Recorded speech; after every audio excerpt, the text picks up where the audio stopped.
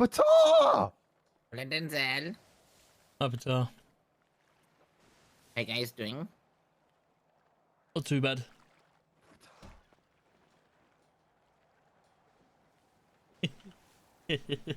How's the family been?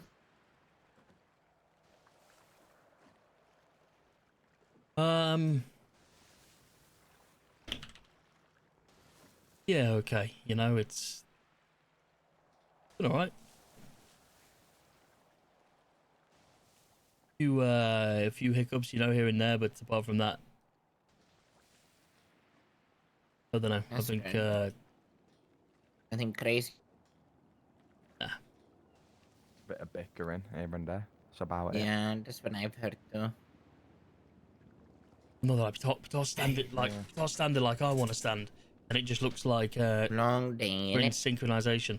How are you Long doing? few days, mate. Yeah, that's more important. I'm good. I'll be Been honest. taking some time. Yeah, I mean, I heard about what happened. Mm-hmm. Obviously, I was in jail.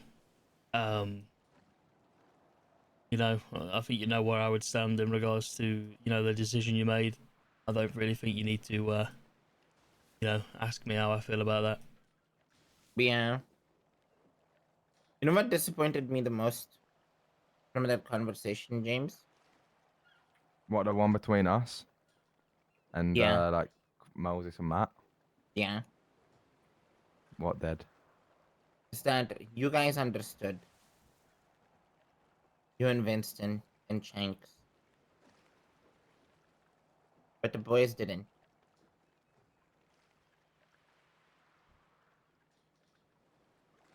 Yeah. I mean, that's the thing. I was explaining to the rest of them that it's more difficult for them because me, Shanks, Winston, we've all been in gangs before. Mm-hmm. We were in more serious gangs where I'm gonna be right, if we fucked up, we'd probably be shot in the head and fucked off instantly. Like, Yeah. there wasn't really many chances. So we're a lot more used to it. We've got the respect for the hierarchy that other people won't have, and it's understandable why. Mm-hmm. But it's just about helping them learn it. You know what I mean? Yeah, exactly. And unfortunately, Dean had to be the example once again. Mm-hmm. Ay, ay, ay.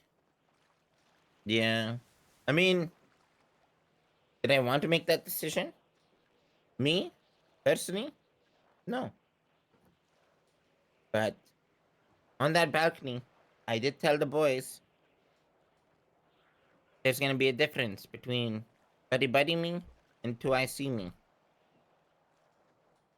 And I think the boys at that conversation did not realize that was gonna actually happen because they're like, oh, well, you guys have gone through so much together. You guys have done this. You guys have done that. You guys this. You guys that. Imagine if you did that to to Tommy T, right, James? Everyone would be like, Exactly. nah, I could get him out of the gang, blah blah blah. Or I'd shoot him, blah blah blah. You know? Mm-hmm. And Tommy T said it himself. You weren't there, but he said obviously that he would have done the exact same thing. If anything, he wishes you went harder. And Harder on Dean. yeah, and he pretty much went off on the boys for not respecting you as acting leader when he's not there. And he said they should treat you as that. You know what I mean? Mm-hmm. Anything you do, he fully backs. Yeah, and I think that's the case with most of MDMA. It's the chain members that kind of don't understand. Not all of them. Only a small handful. But even after I walked off, Matt called me and was like, "Oh, I admit to this mistake." And Matt admitting to a mistake is like a shitty human being who's done heinous crimes going to heaven. You know, it's like a once in a lifetime thing. Yeah, Yeah. But like it opened my eyes, and I was like, oh, I actually respect that. And I do appreciate you understanding and having my back in that meeting, James. Because you, Of course, mate. Winston, and Shanks were the only ones that actually had my back in that meeting. Everyone else were like, "Oh, but you have a personal relationship with him. You're his day one.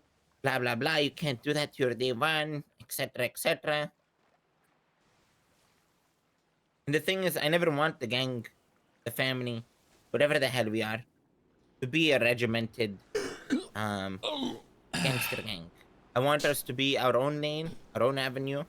But when the switch needs to be switched, unfortunately, the people that will be switched on won't like it. You know?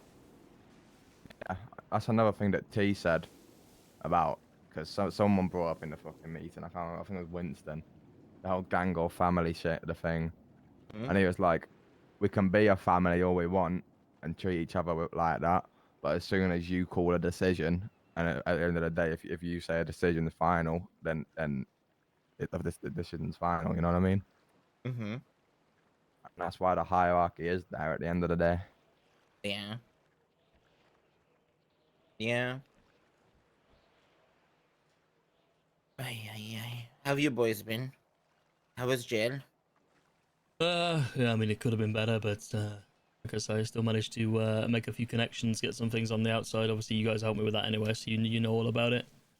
I think, yeah, I mean, what the struggle is that it's the people that disrespect you and your leadership. They still think that they respect you, Yeah, but they and don't. the problem is they think that they respect you because they do, but they don't respect you in. They respect you as a friend.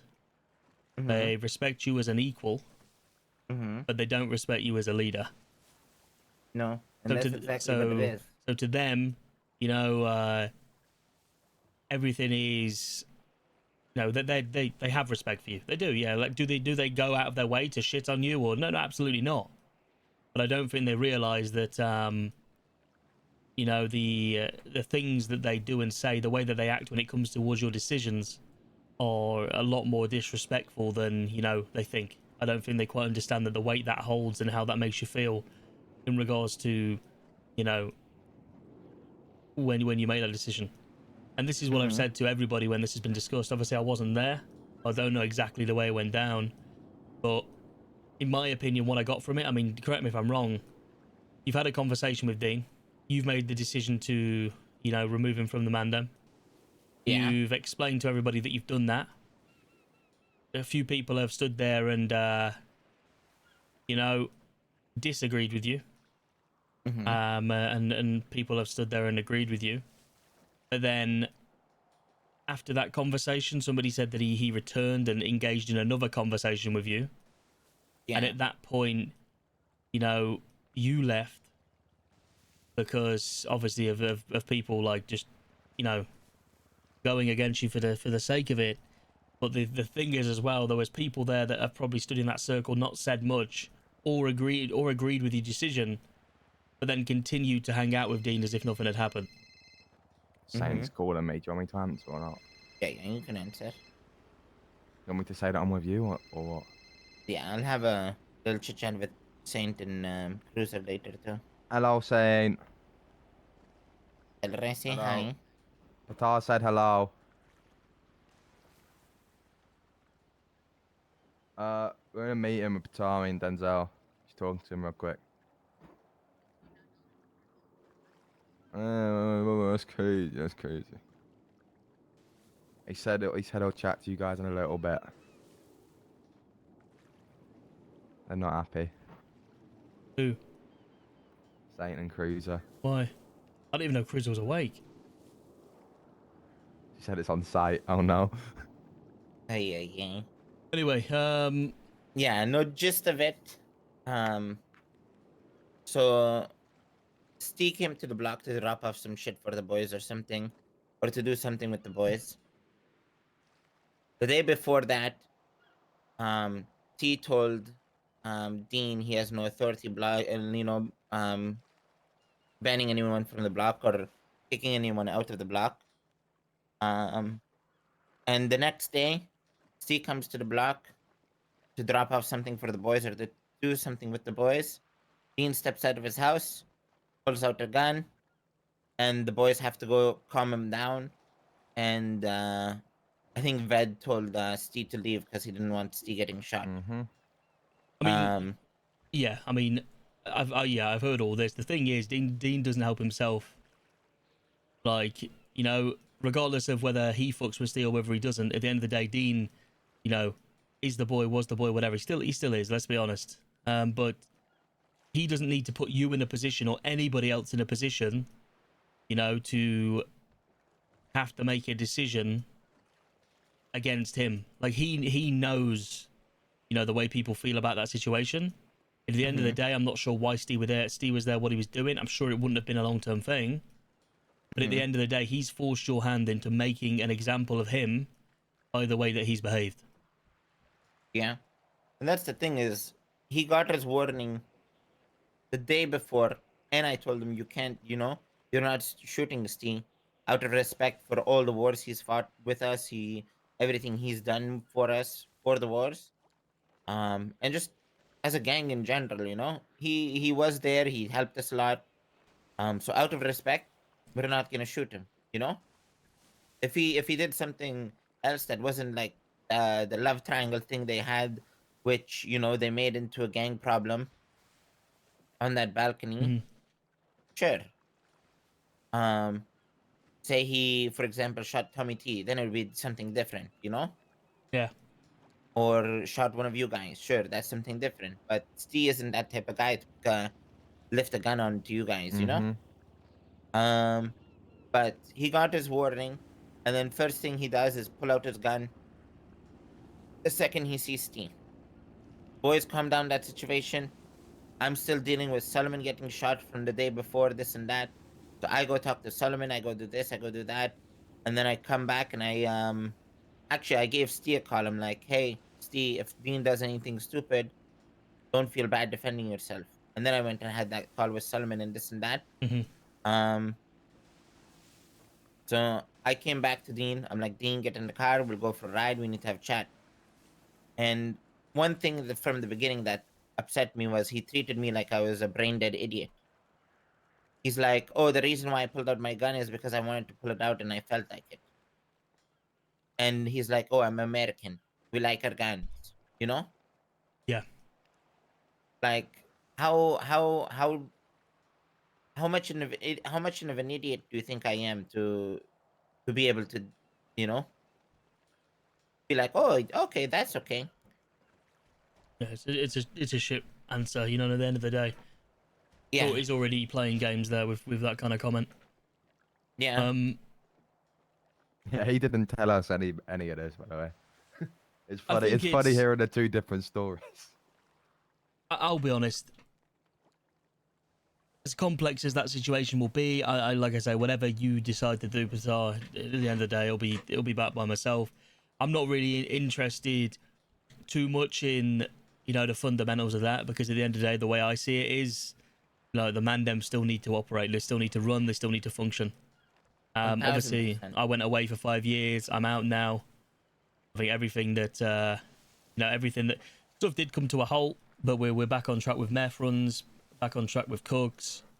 You know, I've been growing again, you know, so we're back on track with the weed stuff. It's all kind of, you know, falling back into place. motion. And